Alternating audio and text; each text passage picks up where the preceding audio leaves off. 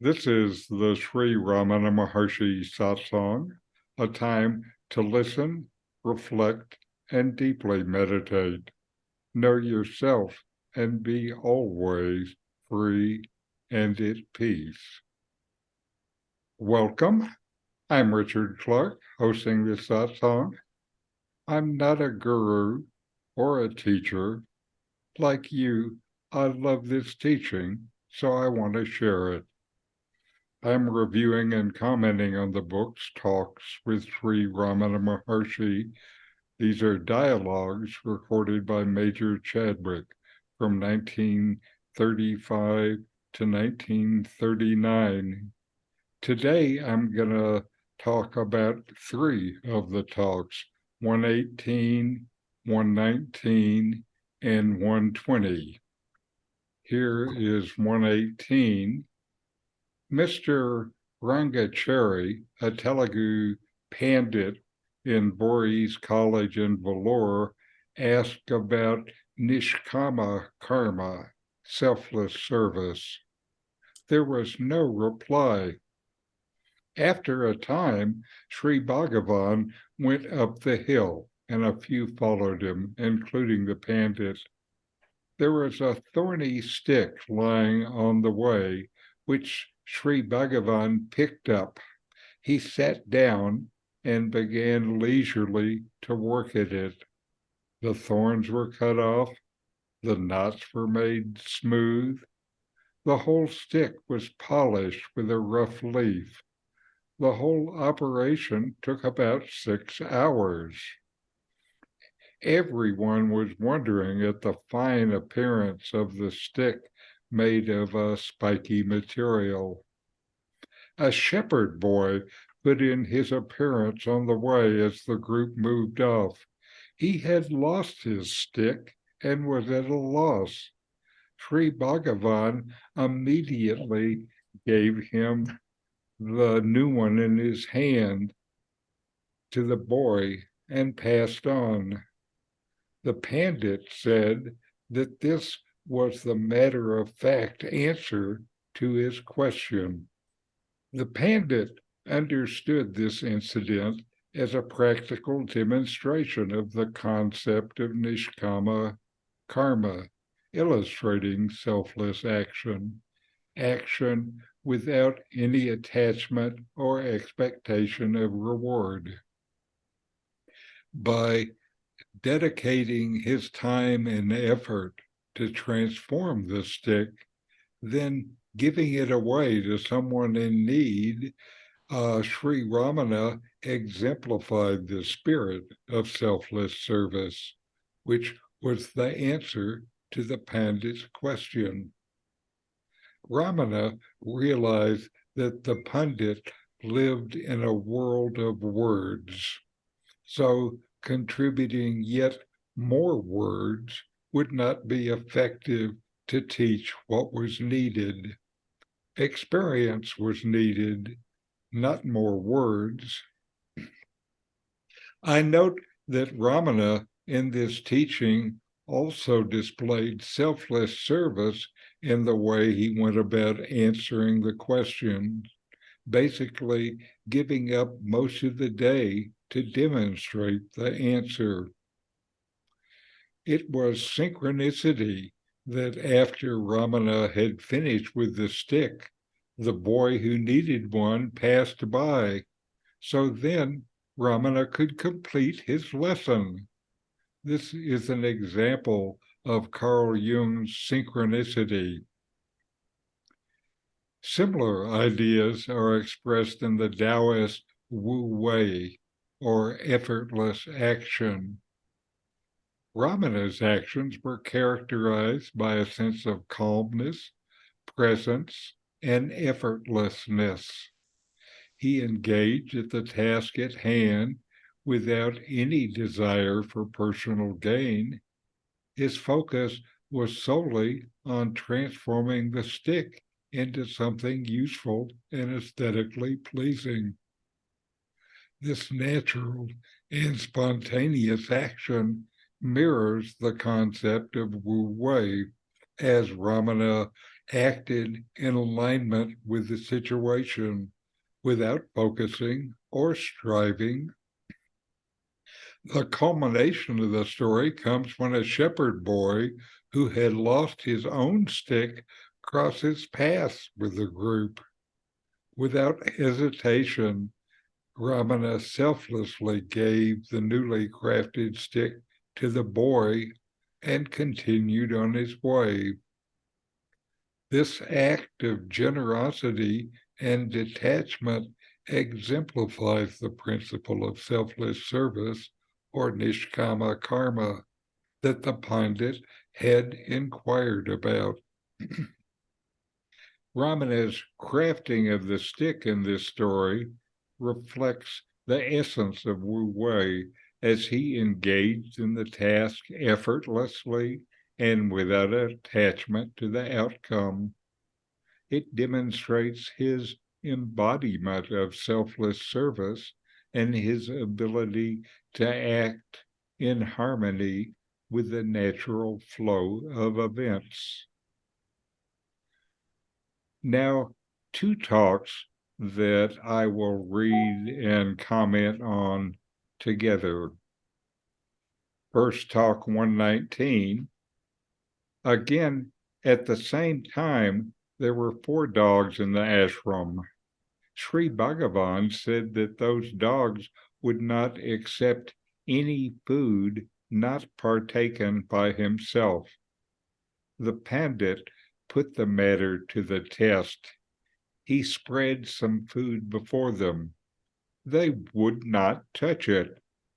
Then Sri Bhagavan, after a time, put a small morsel of it into his mouth. Immediately they fell to and devoured the food. And then 120. Later, a man brought 2 peacocks with their eyes screened. When let loose in the Maharshi's presence, they flew away to a distance. They were brought back, but still they flew away. Sri Bhagavan then said, "It's no use trying to keep them here. They're not ripe in their minds as these dogs. However much they tried to keep the peacocks, they would not remain there even for a minute." These incidents illustrate the unique and subtle connection that Maharshi had with animals. The dog's refusal to eat food until Ramana had partaken of it demonstrates their recognition and respect for his presence.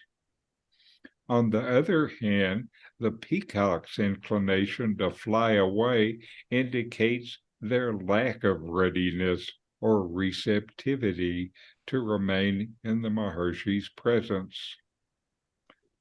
These incidents serve as symbolic reminders of the spiritual qualities of receptivity and readiness in the path of self-realization. The mature seeker will wait for, then take the teachings offered by a teacher like Ramana. The one that is unready will fly away. I've noticed this with people who come to satsang over the years. Some, even if they've never heard what Ramana has to say, feel somehow nourished, then will return to what feeds them. Some, again, no matter what the background, won't even peck at the seeds laying on the ground before them. Ramana says that grace is needed for self-realization. I think grace is needed for the interest to be there to begin with, and for you to feel some kind of internal rapport with Ramana's teachings so they touch you. That you are here today listening shows that grace has already come into your life. So, inquire, know yourself, and be always happy and at peace. Now we have a short clip with from a dialogue with Nome about the law of karma. It actually was hard to find things from Nome about karma. I went through more than 10 years of his satsangs and only found 2 references to karma in any of his talks or in any of the questions. Where Nome starts his teaching really is at the highest level, the level of Advaita, no creation, which is kind of the peak of the Jnana Yoga ideas. Anyway, here we have Nome talking about karma. Destiny may be said to pertain to the body and the world, but is the world real, and are you the body?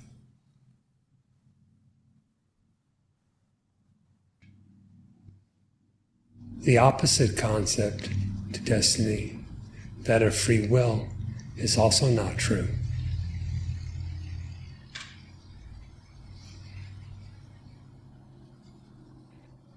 To whom do destiny and free will apply?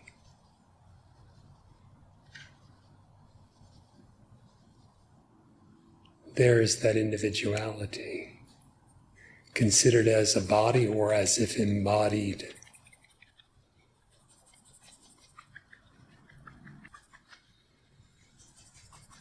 So the ego, which is actually non-existent, imagines it has taken up residence inside a body, which appears in a waking state of mind, and becomes in imagination the performer of action. Actions pertaining to the activities of body, speech, and mind, and then seems to reap the results thereof. Not noticing such, one then speaks of destiny and blames the whole of it on God. Go back the way you came.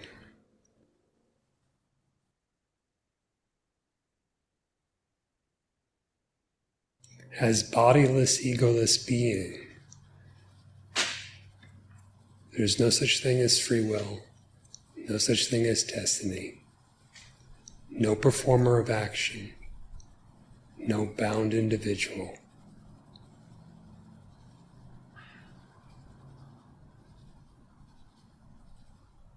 There is just the vast expanse of pure existence, consciousness, bliss,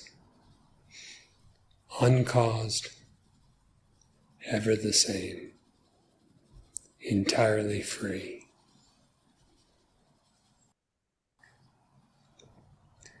Become keenly aware of this by constantly inquiring, who am I?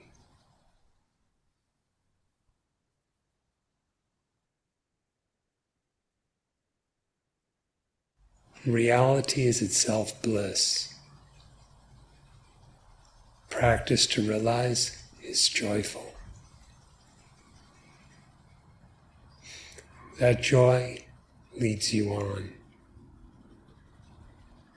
It may also be regarded as the manifestation of grace. And now we will do some inquiry for ourselves.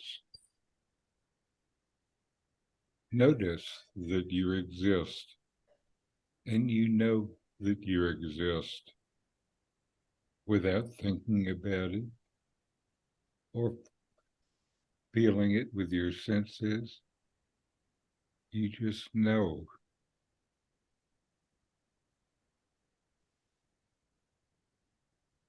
Now, inquire, investigate within yourself. Think of a time when you have done something for someone else without consideration of what you might get back.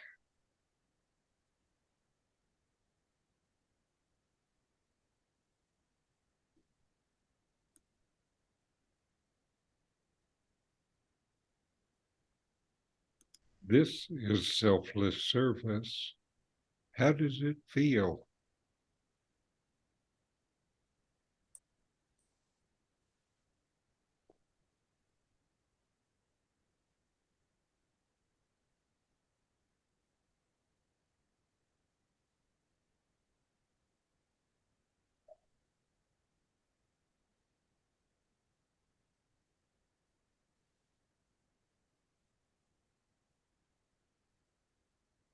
From where within you comes the desire to get closer to Ramana, his teachings, and his practice? Where does this desire come from?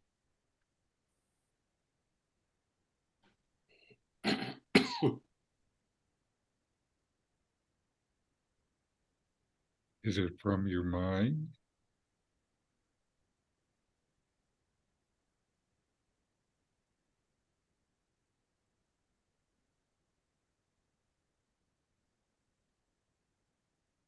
Or is it something deeper than your mind?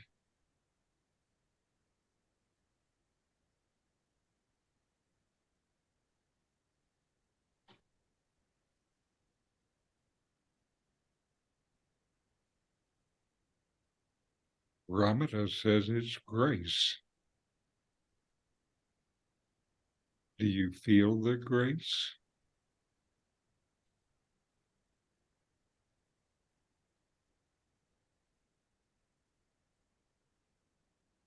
Now inquire, who am I?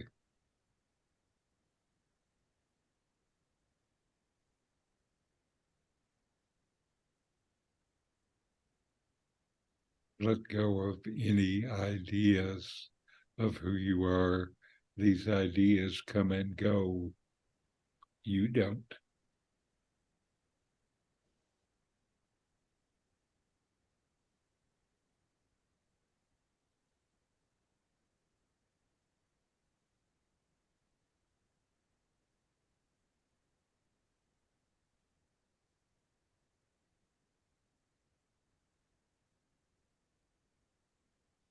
What is the nature of my existence?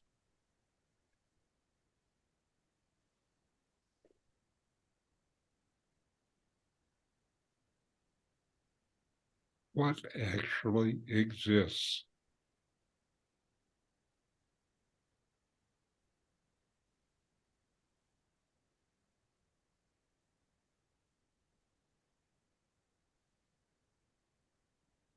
What is just an appearance that comes and goes?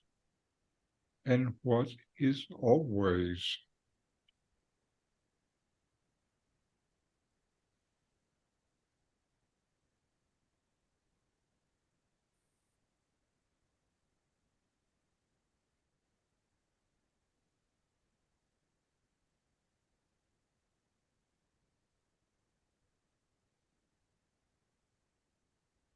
Who am I?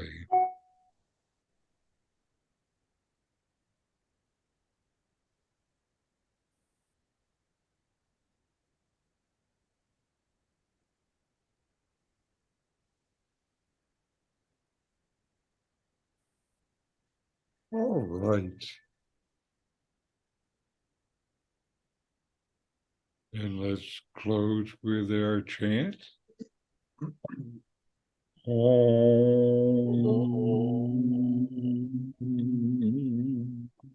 Shanti, Shanti, Shanti. Om. Peace, peace, peace. All right. Any comments or questions? It's interesting how that happens. the boy came by that needed a stick at the same time. At just the right time. Yes. Yes. And that does happen. I mean, it's happened to me. And I don't know, it's funny the way that happens. Yes. Yes. It's almost like Ramana knew the boy was going to be coming down later that day and had to get ready for him. Now, in some places, in some religions we know of, they would talk about things like that as miracles. And, Ramana, though around him were these things that other people might think of as miracles, he never talked about that and didn't want to talk about it. I think he was much more interested in people understanding the practices and knowledge that he was teaching about rather than some flashy show. There was a story I heard from when we were in Tiruvannamalai from, I think it was from that guy who is part of the family that we went to satsang at his house, Ganeshan. Yes. And he told that, the story about Ramana when he first got to Arunachala, the stories were that nobody was there and all the doors were open. So he was able to go in through this big temple, all the entrance ways, and get immediately into the inner sanctum, which was unoccupied. So he could say, "Father, I am here." And what the family knows, but that they didn't write about, is when Ramana left, all the doors closed behind him. And so again, Ramana didn't want stories like that publicized because, people are so, I would say, silly that they would pay attention to the stories instead of his teaching. Yeah. Well, that was certainly true at Sai Baba's ashram. Mm-hmm. With all the displays of miracles, people completely lost sight of. Oh, yes, yes. We've heard of a lot of those, or a number of those miracle stories, but I never was sure what in the heck he was teaching. Well, things from the Bhagavad Gita, basically, Sure, that, sure. but it got lost in the show. Uh-huh. Yeah. And he didn't really disabuse anyone of enjoying stories. No, so anyway. Yeah. But, going back to the synchronicity, I think sometimes in our life, we happen across somebody that asks for help of some kind, and we haven't planned it, and we don't have an agenda. If we've got, $5 or a tire pump, or it's that spirit of non-attached giving, of course, sure, that. So maybe it's a miracle for that person on the receiving end that says, wow, it's a miracle you just happened to walk by. But, that can happen to any of us all the time. It's the doer and the receiver of it. Mm-hmm. Good point. And I think that all of us that are here today, if we were with Ramana and those dogs, we'd have been happy to have the food after Ramana sampled it. And I think we all have known people who have flown away. Yeah. So again, I think it's important for us to realize the grace that we have already had that has come into our life that makes this have so much meaning for us. Mhm. You know, and for me, I know it's not from my mind. I know it is from the deepest part of me. Yeah. And I suspect it's the same for all of you. You just can't help it.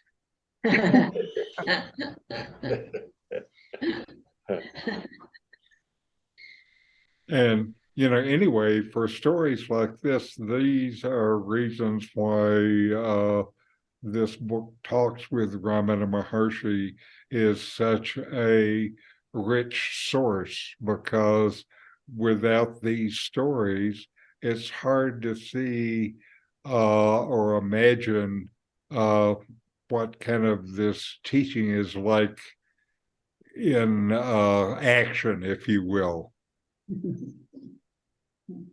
So you could argue it's in inaction, but that's just being trying to be a smart aleck. So very good. I think it was good to see you all today and share our love for Ramana's teachings and maybe get another taste of his wisdom to fill our heart. Yeah. Full of Thank you for grace. doing this, Richard. Namaste. Thank you. Namaste. Thanks for watching. If you enjoyed this Ramana Maharshi video, subscribe, like, and send me a comment.